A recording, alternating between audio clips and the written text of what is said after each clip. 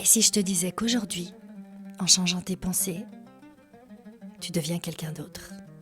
Est-ce que tu me crois? Ce que je veux que tu comprennes dans cette vidéo sans détour, c'est ceci. On ne vit pas la réalité telle qu'elle est. On vit la réalité telle qu'on se la raconte. Et cette histoire-là, que tu te racontes depuis des années, ton cerveau la prend au sérieux. Toujours. C'est toi le chef d'orchestre et ton cerveau exauce tes vœux. Ici, je vais être claire et inconfortable. Parce que ce que je vais t'expliquer, c'est dur à croire. Mais comprendre ça, ça change une vie. Alors, écoute bien parce qu'après ça, tu feras partie de la partie infime de la population qui ne subit plus sa vie, mais qui en est l'architecte. Je m'appelle Natalia, je suis hypnothérapeute et je trouve que c'est pas une priorité que tu vois mon visage. Je t'invite à t'abonner et surtout reste. Parce que ici, sur cette chaîne, on ne fabrique pas des femmes acceptables. On réveille des reines. Fais-toi un café, installe-toi confortablement ou marche, mais surtout, écoute attentivement. Je vais pas parler trop vite, comme ces vidéos qui nous bousillent le cerveau, parce que j'aimerais que tu intègres chaque mot que je vais te dire. Alors, comme je le répète depuis le début, ton cerveau apprend par répétition, pas par motivation.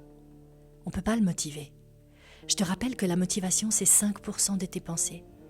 Il reste 85% de tes pensées qui sont une pure répétition de hier, avant-hier, le mois passé, la semaine passée. 5% pour la motivation, c'est pas suffisant. C'est comme si tu essayais de pousser un camion. C'est impossible. Ton cerveau, il n'est pas motivé par une pensée que tu aimerais qu'il imprime, parce que sinon ce serait trop facile. Donc tu es là le matin, tu te réveilles, t'es pas bien, mais tu dis « je suis en paix ».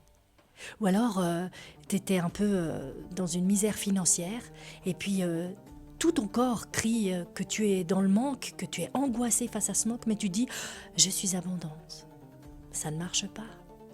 Si par exemple tu es tellement timide que tu préférerais t'effacer, et que tout ton corps est sous cortisol, mais que tu dis « je suis sûre de moi, je suis une reine ». C'est magnifique cet état d'esprit. Mais ça ne fonctionne pas, parce que c'est comme si tu allumais la radio, tu vas écouter énergie, mais tu te mets sur nostalgie. Tu vas écouter des trucs de nostalgie. Le cerveau aime ce qu'il connaît, parce qu'il l'a répété des centaines, voire des milliers de fois. Et en le répétant des milliers de fois, il y a cru. Il a intériorisé que tu n'as pas beaucoup de volonté. Tu le lui as dit tellement de fois. Ton cerveau, quand il entend ça les premières fois, il se dit « les gars, nouvelle info, elle a aucune volonté. On va voir si elle valide demain. » Le lendemain, tu devais aller à la salle. Et pour la 37e fois, tu vas pas à la salle. T'es fatigué, t'as une bonne excuse. Mais tu t'en veux. Tu te dis, j'ai pas de volonté. Et en plus, j'ai tellement de trucs à faire. Mais au fond, tu sais que t'aurais peut-être pu libérer une petite heure pour ça. Et du coup, tout dans ton corps et dans ta chimie crie, j'ai aucune volonté. Du côté de ton cerveau, lui, il n'a pas besoin de décodeur. C'est un hurrah tonitruant. Les gars, on a la confirmation, ça roule, elle a aucune volonté. Ordre répété, on l'intègre. Au cours du temps, ce qui est répété, cru et intériorisé se grave profondément. Et voici une belle croyance limitante, une étiquette comme on les aime, une croyance qui t'offre un bénéfice secondaire. Tu vas pas à la salle parce que t'es fatigué, mais ça te permet de moins bouger. C'est confortable et ça aussi le cerveau il apprécie. Le confort, lui il est là pour te faire du bien, mais il sait pas que faire du sport c'est vraiment bien pour le corps. Lui, il croit ce que tu lui dis. Ton cerveau valide et il confirme, ça c'est intégré, on passe à autre chose. Tout part de tes pensées. Tout ce que tu penses a une incidence dans ta vie. C'est pas simplement un truc que personne n'entend. Toutes tes pensées peuvent être du poison ou peuvent être quelque chose d'extrêmement bénéfique. Ce que tu te répètes tous les jours devient une structure. Mais quand tu lances la pièce en l'air, elle a toujours deux faces. Sinon, ce serait pas juste. Alors, si je te disais que ce que tu crois devient une limite, d'accord. Mais de l'autre côté de la pièce de monnaie, il y a autre chose. Ce que tu crois devient un levier. Et maintenant, regardons ce que ça donne dans la vraie vie. Voici comment ça se passe une fois que tu auras compris ça. Tu pourras hacker ton cerveau. On va devenir des hackeuses de cerveau. Le savoir est un pouvoir, ma belle, et c'est pour ça que tu es sur cette chaîne. On prend cet exemple. On parle de sport, on reste dans le sport. Je ne fais pas de sport. C'est pas pour moi. Je me suis inscrite 1 million de fois à des salles, j'y vais 2 semaines, et après je paye l'abonnement pendant 1 année. Croyance répétée. Je ne suis pas sportive. J'ai jamais aimé ça. Ton cerveau enregistre, par exemple, ces 3 mots. Le sport, c'est danger, inconfort, rejet. Chaque fois que l'idée du sport apparaît, le cerveau se met en résistance automatique. Il va te proposer d'être fatigué à cet instant-là. Il va te proposer une super série Netflix. Il va te proposer de faire une nouvelle recette de gâteau au chocolat. Tout pour pas aller au sport. Et plus tu te répètes cette histoire, je ne suis pas sportive, j'ai jamais aimé ça, plus ton cerveau confirme. Il t'envoie donc des signes de fatigue, des signes de flemme, des excuses crédibles, parce qu'en plus tu y crois à ces excuses. Si tu es du genre à croire que les choses sont comme elles sont, que tout est écrit, que c'est la génétique, que tu as toujours été comme ça s'appelle un mindset fixe. C'est un état d'esprit fixe.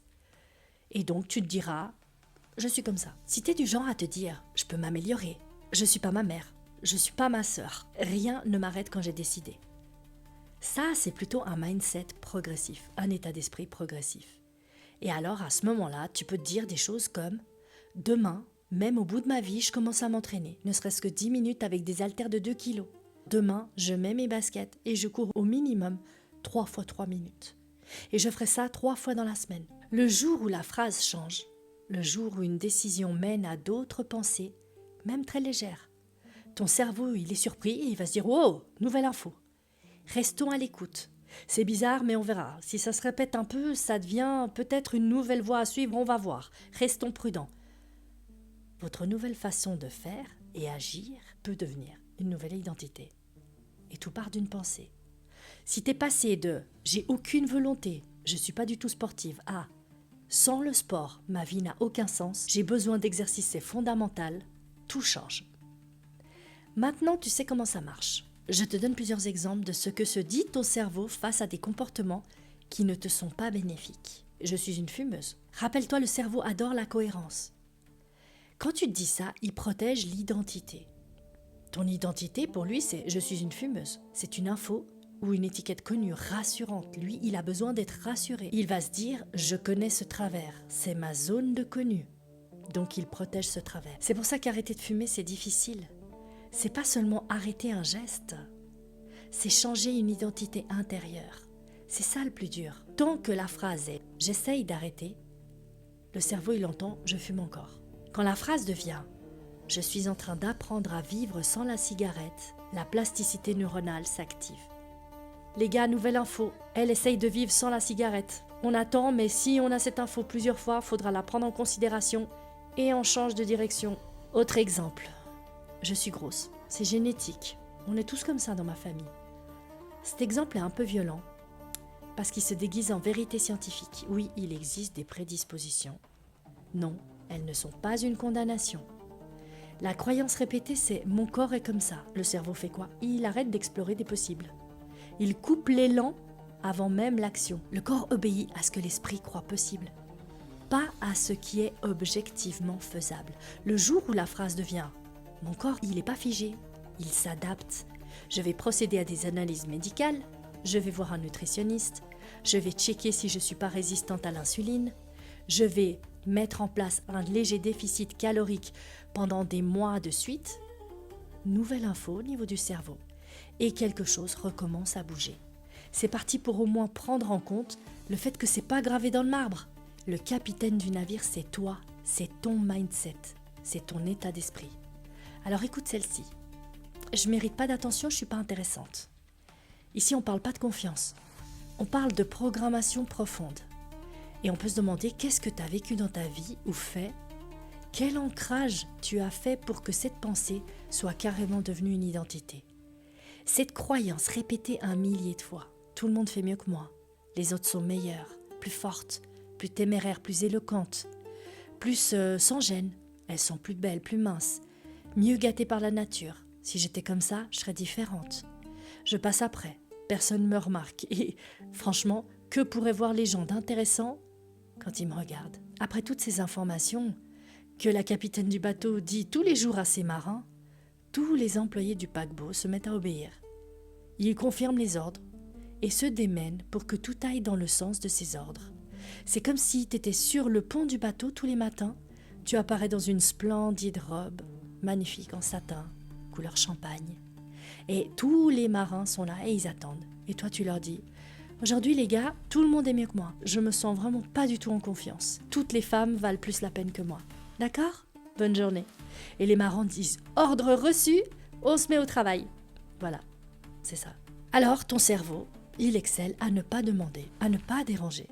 C'est l'ordre que tu lui as donné. Tu as pensé 1 millier de fois que tout le monde fait mieux que toi, que tous les autres sont mieux que toi, que tu ne vaux rien. Et ensuite, tu te demandes pourquoi on ne te choisit pas. On t'écoute pas, on te survole. Et quand les autres te font ça, ça confirme ce que tu penses. C'est un cercle vicieux. Et non, c'est pas injuste en fait. Le monde, il te néglige pas. Le monde reflète exactement la valeur que tu t'accordes. Rappelle-toi, ce que tu vois à l'extérieur est le résultat de ce que tu crois. C'est le film que tu crées et tous les autres que tu vois, sont toi poussé à l'extérieur. Allez, un dernier exemple, sabotage, 18 carats. Mon couple ne va pas bien.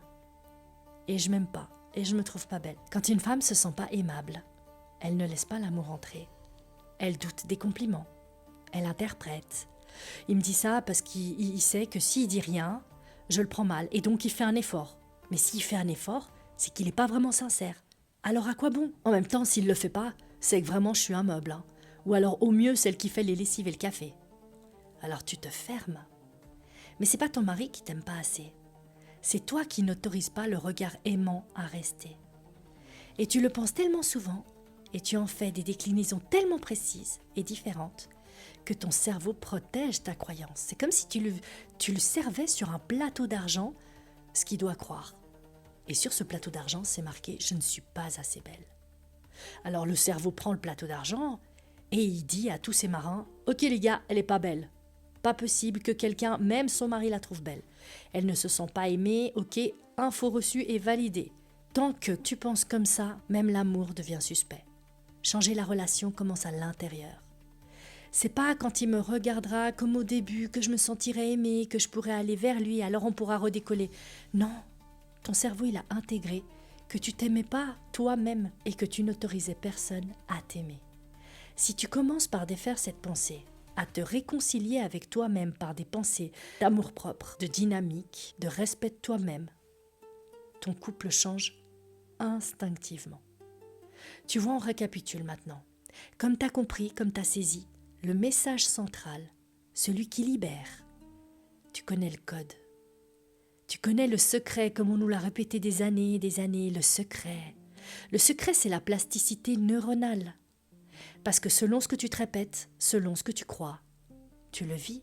Pas parce que tu es faible, comme tu l'as pensé parfois, pas parce que tu es naïve, comme tu t'es condamné d'autres fois, mais parce que le cerveau, il fonctionne comme ça. Regarde la face de la pièce que tu as dans la main.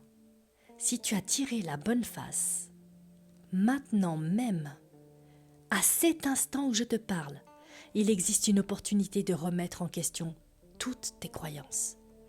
Pas en se battant contre elles, juste remplace ta croyance. Et surtout, crois-moi, la question c'est pas « est-ce que je peux changer ?» La vraie question est « quelle histoire suis-je encore en train de me raconter ?»